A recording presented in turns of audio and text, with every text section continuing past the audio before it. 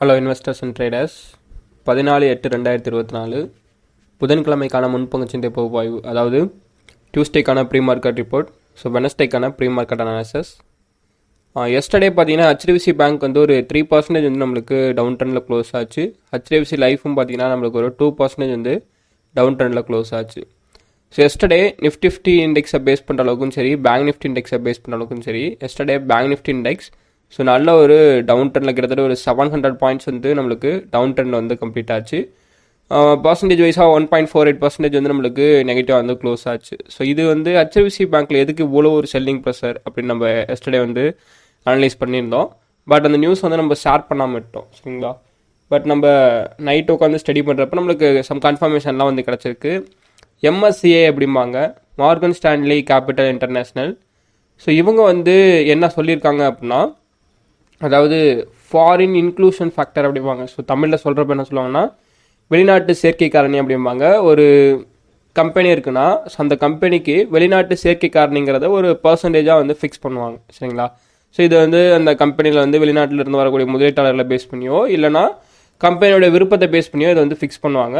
So இது வந்து இப்போ வந்து நம்மளுக்கு ஸோ நவம்பர் மந்த் வந்து ஃபிக்ஸ் பண்ணுறதுக்கான பாசிபிலிட்டிஸ் இருக்குது. ஸோ அப்படிங்கிறத வந்து சொல்லியிருக்காங்க. இது ஏன் ஸ்டாக் மார்க்கெட்டில் இவ்வளோ ஒரு இம்பாக்ட் வந்து ஏற்படுத்துது அப்படின்னு பார்த்தீங்கன்னா, ஸோ வெளிநாட்டு சேர்க்கை காரணியை பேஸ் பண்ணுற அளவுக்கு கம்மியாக தான் இருக்கணும். ஏன் சொல்கிறேன் அப்படின்னா, நீங்கள் வந்து நார்மலாக வந்து தெரிஞ்சுக்கோங்க. ஸோ இப்போ என்ன மாதிரி இருக்குது அப்படின்னா, ஒரு 30.37% வந்து இப்போ வந்து வெளிநாட்டு சேர்க்கை காரணி வந்து இருக்குது, சரிங்களா.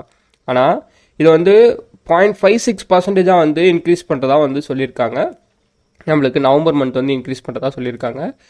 ஸோ அதை பேஸ் பண்ணுற அளவுக்கு என்னென்னா, கிட்டத்தட்ட ஒரு 56% பங்குகள் வந்து வெளிநாட்டு முதலீட்டாளர்களுக்கு மட்டும் கிடைக்கும், சரிங்களா. இது என்ன சொல்கிறாங்க அப்படின்னா, இன்னும் ஒரு அதாவது ஆல்ரெடி போயிட்டு ஹெச்டிஎஃப்சி கம்பெனியில் இப்போ பேங்க்கில் போயிட்டு கம்பெனி ஸோ அந்த நிறுவனத்தில் போயிட்டு என்னென்னா, வெளிநாட்டு முதலீட்டாளர்களான ரூம்ஸ் வந்து ரொம்ப அதிகமாக இருக்குது. ஸோ அவங்களோட மெட்டீரியல்ஸாக இருந்தாலும் சரி, ஸோ அவங்களுக்குன்னு செப்பரேட்டாக போர்டு மெம்பர்ஸ் இருப்பாங்களே, ஸோ அவங்களுக்குன்னு தேவைப்படுற ரூம்ஸ் வந்து அதிகமாக இருக்குது. கிட்டத்தட்ட ஹெச்டிஎஃப்சி பேங்க் ஒரு வெளிநாட்டு கண்ட்ரோலில் போகிறதுக்கான சான்சஸ் வந்து இந்த மாதிரி ஒரு இடஒதுக்கீடு வெயிட்டேஜை வந்து சேஞ்ச் பண்ணுறது மூலயமா க்ரியேட் பண்ணுது. ஸோ இது வந்து வேர்ல்டு வைடாக நடக்கக்கூடிய ஒரு ட்ரேட், சரிங்களா, இன்வெஸ்ட்மெண்ட். ஸோ அங்கே போய்ட்டு ஹெச்டிஎஃப்சி பேங்க் தன்னோட வெயிட்டேஜ் வந்து இன்க்ரீஸ் பண்ணுறாங்க. இது கண்டிப்பாக டொமஸ்டிக் இன்ஸ்டியூஷன் இன்வெஸ்டருக்கு ஒன் ஆஃப் த டேஞ்சர். ஏன்னா இங்கே இருக்கக்கூடிய இன்வெஸ்டர்ஸ் வந்து ஸோ நிறுவனமே ஃபுல்லாக அப்படியே வெளிநாட்டு கையில் போகுது அப்படிங்கிறது தெரிஞ்சாங்கன்னா, ஸோ கண்டிப்பாக ஒரு பேனிக் சுச்சுவேஷன் வந்து செல் பண்ணியிருப்பாங்க. ஸோ இதான் எஸ்டர்டே வந்து செல் பண்ணியிருப்பாங்க, சரிங்களா.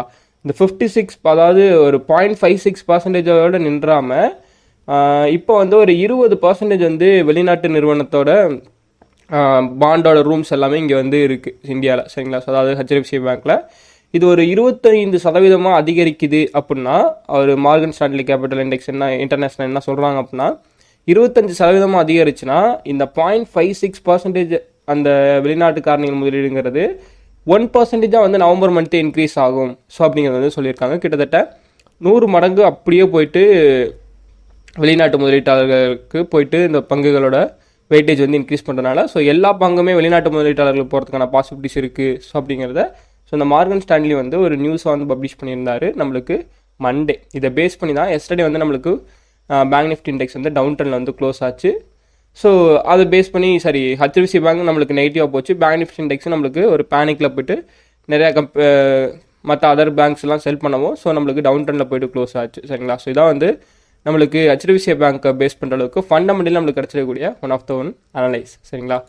நெக்ஸ்ட்டு பார்த்தீங்கன்னா, எஸ்டர்டே மார்க்கெட் வைஸாக நம்மளுக்கு சம் கன்ஃபர்மேஷன்லாம் வந்து கிடச்சிச்சு.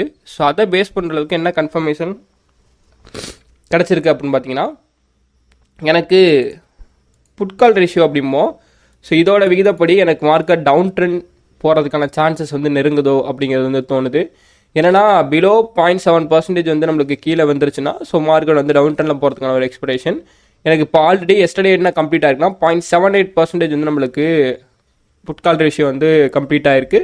ஸோ 0.78%ங்கிறப்ப ஒரு 0.8% வந்து நம்மளுக்கு கீழே விழுந்துருச்சுனாலே ஸோ அதை நம்மளுக்கு கீழே இறக்கிடுச்சுன்னா ஸோ நம்மளுக்கு மார்க்கெட் டவுன் ட்ரெண்டில் போகிறதுக்கான ஒரு இண்டிகேஷன் தான் இந்த புட்கால் ரேஷியோ வந்து நம்மளுக்கு பர்ஃபார்மன்ஸ் வந்து கொடுக்குது. அஸ் எண்ட் ஆஃப் த டே ஓவராலாக நம்மளுக்கு நிஃப்டி 50 பேங்க் நிஃப்டி நிஃப்டியோட பர்ஃபார்மன்ஸை பேஸ் பண்ணுற அளவுக்கு சென்செக்ஸ் பார்த்தீங்கன்னா நம்மளுக்கு 0.7% நெகட்டிவ் வந்து கம்ப்ளீட் ஆச்சு. நிஃப்டி 50 பார்த்தீங்கன்னா நம்மளுக்கு 0.85% நெகட்டிவாக கம்ப்ளீட் ஆச்சு. நிஃப்டி பேங்க் ஆல்ரெடி சொன்ன மாதிரி 1.48% நெகட்டிவ் வந்து கம்ப்ளீட் ஆச்சு. ஸோ ஐடி செக்டார் மட்டும் நம்மளுக்கு 0.1% வந்து பாசிட்டிவ் வந்து கம்ப்ளீட் ஆச்சு. இந்தியா விக்ஸ் பார்த்தீங்கன்னா 1.83% வந்து நம்மளுக்கு பாசிட்டிவ் வந்து கம்ப்ளீட் ஆச்சு. சரிங்களா, எஃப்ஐடிஏயோட ஆக்டிவிட்டிஸ் பேஸ் பண்ணுற அளவுக்கு எஃப்ஐஏஎஸ் வந்து அகைன் வந்து நெட் சேல்ஸ் சேல்ஸ் பண்ணியிருக்காங்க. ஒர்த் வந்து பார்த்தீங்கன்னா 2107 crore வந்து நெட் சேல்ஸ் வந்து பண்ணியிருக்காங்க. பட் டிஏ வந்து அகைன் நெட் பர்ச்சேஸ் பண்ணியிருக்காங்க. 1240 crore வந்து நெட் பர்ச்சேஸ் வந்து டிஏஎஸ் வந்து பண்ணியிருக்காங்க.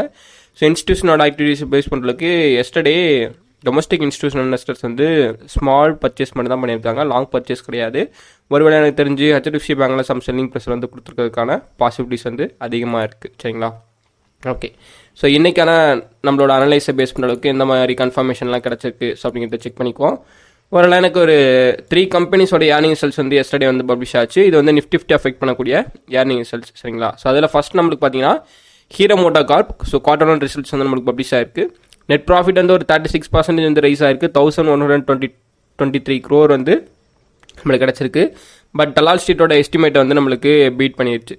சரி எஸ்டிமேட்டை வந்து நம்மளுக்கு மிஸ் பண்ணிடுச்சு. ஸோ இது வந்து நம்மளுக்கு என்னென்னா 1190 crore வந்து எஸ்டிமேட் பண்ணது. ஸோ பட் நம்மளுக்கு கிடச்சிருக்கிறது பார்த்தீங்கன்னா 1122 crore தான். ஸோ இதை வந்து டலால் ஸ்ட்ரீட்டோட எஸ்டிமேட்டை வந்து நம்மளுக்கு மிஸ் பண்ணிடுச்சு.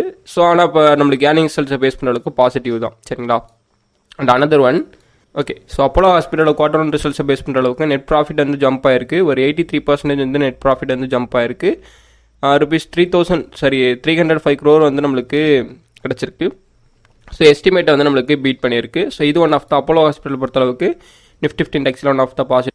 எஸ்டர்டே சச்சின் டெண்டுல்கரோட ஷேரோட ஹோல்டிங்கை பேஸ் பண்ணுற அளவுக்கு சம் ப்ராஃபிட்ஸ், அதாவது 5 to 7x ரிட்டர்ன்ஸ் வந்து எடுத்திருக்கதா வந்து ஒரு ஐபிஓவில் வந்து எடுத்திருக்கதா வந்து ஒரு நியூஸ் வந்து ஸ்ப்ரெட் ஆகிட்டு இருக்கு. இது வந்து ரியல் நியூஸ் தான்.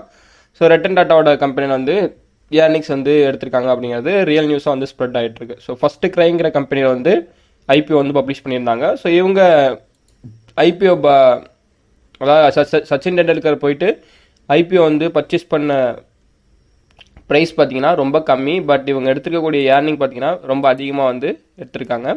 ஸோ அதை தான் பொறுத்தளவுக்கு 5 to 7x ரிட்டர்ன்ஸ் வந்து எடுத்திருக்காங்க.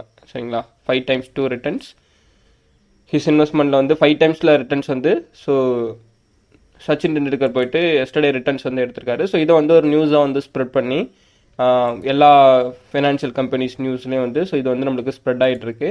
மோஸ்ட்லி ஃபஸ்ட் கிரைடில் போயிட்டு இனிமே உங்களோட ஸ்டாக்கை நீங்கள் வாங்குறது வந்து அவாய்ட் பண்ணிடுங்க. ஏன்னா ஒரு நியூஸ் வந்து ஸ்ப்ரெட் ஆகிருக்கனால மோஸ்ட்லி இந்த ஃபஸ்ட் கிரைட் கம்பெனியில் சம் செல்லிங் ப்ரெஷர் இருக்கிறதுக்கான சான்சஸ் இருக்குது. ஒருவேளை இவங்களே ஒரு ட்ராப் பண்ணி நியூஸ் அப்போ ஸ்ப்ரெட் பண்ணி விட்டு ஸோ அதுக்கப்புறம் இவங்களே வந்து செல் பண்ணுறதுக்கான சான்சஸ் வந்து அதிகமாக வந்து இருக்குது. ஸோ அதனால் உங்களோட ட்ரேடை வந்து ஸோ இதில் வந்து அவாய்ட் பண்ணிடுங்க. ஓகேங்களா, இந்தியாவோட எக்கானமி பேஸ் பண்ணுற அளவுக்கு எனக்கு அதாவது சர்வே ரிசல்ட், அதாவது செக்டார் சர்வே ரிசல்ட்ஸ் வந்து பப்ளிஷ் ஆக சான்சஸ் இருக்குது. ஸோ ஃபஸ்ட்டு சர்வீஸ் செக்டாரோட சர்வே ரிசல்ட் வந்து 2019 to 20 ஸோ இந்த சர்வே ரிசல்ட்ஸ் வந்து பப்ளிஷ் ஆக வாய்ப்புகள் உள்ளது அப்படிங்கிறது வந்து ஸோ அனௌன்ஸ்மெண்ட் வந்து பப்ளிஷ் பண்ணியிருக்காங்க. இதை பேஸ் பண்ணுற அளவுக்கு ஸ்டாக் மார்க்கெட்டில் என்ன இம்பாக்ட் பண்ணும் அப்படின்னா ஸோ ஜிடிபியோட இன்க்ரீஸ் ஆர் டிக்ரீஸ் இதை பேஸ் பண்ணி நம்மளுக்கு இன்க்ரீஸ் ஆக டிக்ரீஸ் ஆக வாய்ப்புகள் இருக்குது. ஸோ இந்த ஆனுவல் சர்வே வந்தால் நம்ம என்ன நடக்குது அப்படிங்கிறத நம்ம வாட்ச் பண்ணிக்குவோம். நெக்ஸ்ட்டு பார்த்தீங்கன்னா டலால் ஸ்ட்ரீட்டை பொறுத்தளவுக்கு நம்மளுக்கு கிடச்சிருக்கூடிய கன்ஃபர்மேஷன் இது. வால் ஸ்ட்ரீட்டை பொறுத்தளவுக்கு நம்மளுக்கு ஓவர் நைட்டில் என்ன சேஞ்சஸ் நடந்திருக்கு அப்படின்னா ஸோ நம்ம ஆல்ரெடி சொன்ன மாதிரி எஸ்டர்டே வந்து பிபிஐ டேட்டா வந்து பப்ளிஷ் ஆச்சு. ஸோ நீங்கள்லாம் வாட்ச் பண்ணியிருப்பீங்கன்னு நினைக்கிறேன். பிபிஐ டேட்டா வந்து எஸ்டர்டே வந்து நம்மளுக்கு பப்ளிஷ் ஆச்சு. ஸோ சம்மரி நம்மளுக்கு என்ன கொடுக்குது அப்படின்னா பிபிஐ டேட்டா வந்து நம்மளுக்கு 2.2% வந்து இயர் அண்ட் இயராக பேஸ் பண்ணுற அளவுக்கு இருக்குது. ஸோ ஸ்லோவாக தான் இருக்குது. ஆனால் நம்மளுக்கு ப்ரீவியஸாக பார்த்தீங்கன்னா 2.7% வந்து ஓவராலாக இருந்துச்சு, இன்க்ரீஸ் ஆகிருந்துச்சு. ஸோ நம்மளுக்கு இப்போ டிக்ரீஸ் ஆகிருக்கு. கிட்டத்தட்ட ஒரு இயர் ஆன் இயராக பேஸ் பண்ணுற அளவுக்கு 2.4%. பட் இப்போ நம்மளுக்கு கரண்ட்லி வந்து டேட்டாஸ் என்ன கிடச்சிருக்குன்னா 2.2% வந்து டேட்டா வந்து கிடச்சிருக்கு. ஸோ என்ன இண்டிகேட் பண்ணுது அப்படின்னு பார்த்தீங்கன்னா ஸோ நம்மளுக்கு லெண்டிங் ரேட்டை வந்து கட் பண்ணுறதுக்கான பாசிபிலிட்டிஸ் இருக்குது. ஸோ ஜெரம் பவுல் வந்து லெண்டிங் ரேட் யூஎஸில் வந்து கட் பண்ணுறதுக்கான ஒரு சான்சஸ் வந்து இதை வந்து அவர் கிரியேட் பண்ணியிருக்கு. ஸோ இதனால் எஸ்டர்டே வால் ஸ்ட்ரீட்டை பேஸ் பண்ண அளவுக்கு இருக்கக்கூடிய இண்டெக்ஸ் எல்லாமே பாசிட்டிவாக கம்ப்ளீட் ஆச்சு. ஸோ நிஃப்டி இண்டெக்ஸ் இதை பேஸ் பண்ணி நம்மளுக்கு பாசிட்டிவ் வந்து கம்ப்ளீட் ஆயிருக்கு. ஒரு 61 பாயிண்ட்ஸ் வந்து பாசிட்டிவ் வந்து கம்ப்ளீட் ஆயிருக்கு. என்ன இண்டிகேட் பண்ணுதுன்னா நிஃப்டி இண்டெக்ஸ் நம்மளுக்கு பாசிட்டிவ் ஆர் 50 பாயிண்ட்ஸ் வந்து கேப் அப்ல ஓப்பன் ஆகிறதுக்கான சான்சஸ் வந்து நம்மளுக்கு நிஃப்டி இண்டெக்ஸ் கிரியேட் பண்ணி வச்சிருக்கு. As end of the day so Dow Jones எனக்கு எந்த மாதிரி ரன் ஆகிட்டு இருக்குன்னா 0.98% வந்து பாசிட்டிவ் வந்து ரன் ஆகிட்டு இருக்கு. நாஸ்டாக் S&P 500 நம்மளுக்கு வெரி பாசிட்டிவாக வந்து க்ளோஸ் ஆயிருக்கு. நாஸ்டாக் பார்த்தீங்கன்னா 2.43% வந்து பாசிட்டிவ் க்ளோஸ் ஆயிருக்கு. S&P 500 பார்த்தீங்கன்னா 1.68% வந்து பாசிட்டிவ் வந்து நம்மளுக்கு கம்ப்ளீட் ஆயிருக்கு. கமாடிட்டிஸை பொறுத்தளவுக்கு நம்மளுக்கு crude oil USD, Brent crude oil USD, so totally நெகட்டிவாக வந்து நம்மளுக்கு ரன் ஆகிட்டு இருக்கு. 1.71% வந்து நம்மளுக்கு crude oil USD வந்து ரன் ஆகிட்டு இருக்கு. Brent crude oil பார்த்தீங்கன்னா 1.69% வந்து நம்மளுக்கு நெகட்டிவாக வந்து ரன் ஆகிட்டு இருக்கு. ஸோ ஏடிஆரோட பர்ஃபார்மன்ஸை பொறுத்தளவுக்கு பிலோ 1% பாசிட்டிவ் ஆர் நெகட்டிவ் வந்து நம்மளுக்கு கம்ப்ளீட் ஆயிருக்கு. ஸோ பெருசாக ஒன்றும் சேஞ்சஸ் வந்து கிடையாது. ஸோ அதனால் ஏடிஆர்ஸை பொறுத்தளவுக்கு நம்மளுக்கு எந்த டிஃப்ரென்ஸ் வந்து தெரில. HDFC பேங்க் நம்மளுக்கு பாசிட்டிவ் வந்து க்ளோஸ் ஆயிருக்கு. ஒருவேளை ஸோ அந்த வெளிநாட்டு முதலீடுகளுக்கான வெயிட்டேஜ் இன்க்ரீஸ் பண்ணுறதுனால ஸோ இது நம்மளுக்கு ஓரளவுக்கு பாசிட்டிவாக வந்து அங்கிட்டு வந்து கம்ப்ளீட் ஆகிருக்கலாம். பட் நம்மளுக்கு இந்தியன் மார்க்கெட்டை பொறுத்தளவுக்கு என்ன கன்ஃபர்மேஷன் கிடைக்குதோ ஸோ அதை பேஸ் பண்ணி தான் ட்ரேடே நம்மளால வந்து எடுக்க முடியும். இன்னமும் எனக்கு தெரிஞ்ச HDFC பேங்க் கீழே விழுகிறதுக்கான பாசிபிலிட்டிஸ் இருக்குதோ அப்படிங்கிறதா எனக்கு இன்னும் தெரியுது. ஸோ பார்ப்போம் இன்றைக்கி என்ன நடக்குது அப்படிங்கிறத ஜஸ்ட் நம்ம வாட்ச் பண்ணுவோம். ஸோ ஓவரால் சம்மர் ரெண்டு கன்க்ளூஷனை பொறுத்தளவுக்கு ஒரு 3 கம்பெனிஸோட ஏர்னிங் ரிசல்ட்ஸ் வந்து பப்ளிஷ் ஆயிருக்கு. ஸோ அதை பொறுத்தளவுக்கு நம்மளுக்கு பாசிட்டிவாக இருக்குது. ஸோ எந்த வித ப்ராப்ளம் கிடையாது. அண்ட் நெக்ஸ்ட்டு எக்கானமிக்கல் டேட்டாவை பேஸ் பண்ண அளவுக்கு சர்வீஸ் செக்டரோட டேட்டாஸ் வந்து நம்மளுக்கு பப்ளிஷ் ஆக இருக்குது. ஸோ இது வந்து சம் சேஞ்சஸ் வந்து ஒரு நெகட்டிவான டேட்டாஸ் வருதா, எந்த டைம் வருதுன்னு தெரில. ஸோ அந்த டைம் டேட்டாஸ் வந்து நம்மளுக்கு நெகட்டிவாக இருந்துச்சுன்னா ஸோ மார்க்கெட்டில் வந்து உடனே இம்பாக்ட் பண்ணுறதுக்கான பாசிபிலிட்டிஸ் வந்து அதிகமாக இருக்குது. சரிங்களா? So I am already technical video பற்றி ஒரு டெக்னிக்கல் வீடியோஸ் வந்து ப்ரீவியஸ் நைட், அதாவது எஸ்டர்டே நைட்டே வந்து நம்ம போஸ்ட் பண்ணியாச்சு. ஸோ அதோட லிங்க் பார்த்தீங்கன்னா கீழே வந்து டிஸ்கிரிப்ஷனில் கொடுக்குறேன். ஸோ மறக்காமல் போயிட்டு டெக்னிக்கல் அனாலிசிஸ் வீடியோவும் பார்த்துருங்க. ஸோ ஃபண்டமெண்டல் பார்த்துட்டிங்க. ஸோ டெக்னிக்கில் பார்த்தீங்கன்னா உங்களுக்கு இன்னும் சில கன்ஃபர்மேஷன்லாம் வந்து கிடைக்கும். ஸோ அதை பேஸ் பண்ணி உங்களோட ட்ரேடிங் ஐடியா வந்து இன்றைக்கி வந்து நீங்கள் செட் பண்ணிக்கோங்க. சரிங்களா? ஸோ இந்த மறக்காமல் நம்மளோட டெலிகிராம் சேனலில் போய்ட்டு ஜாயின் பண்ணிடுங்க. ஸோ லிங்க் பார்த்தீங்கன்னா கீழே வந்து டிஸ்கிரிப்ஷன் பின்னட் கமெண்ட்டில் இருக்குது. என்னோட சர்வீசஸ் பற்றின இன்ஃபர்மேஷன் ஸோ அங்கே வந்து நான் ஷேர் பண்ணேன். சரிங்களா? நெக்ஸ்ட்டு வீடியோ பிடிச்சிருந்துச்சுன்னா லைக் பண்ணுங்கள். உங்களோட ஃப்ரெண்ட்ஸ் சர்க்கிள் யாராவது ஸ்டாக் மார்க்கெட் பற்றி லேர்ன் பண்ணிட்டு இருந்தாங்கன்னா ஸோ அவங்களுக்கு வந்து இந்த வீடியோ வந்து ஷேர் பண்ணி விடுங்க. ஓகே?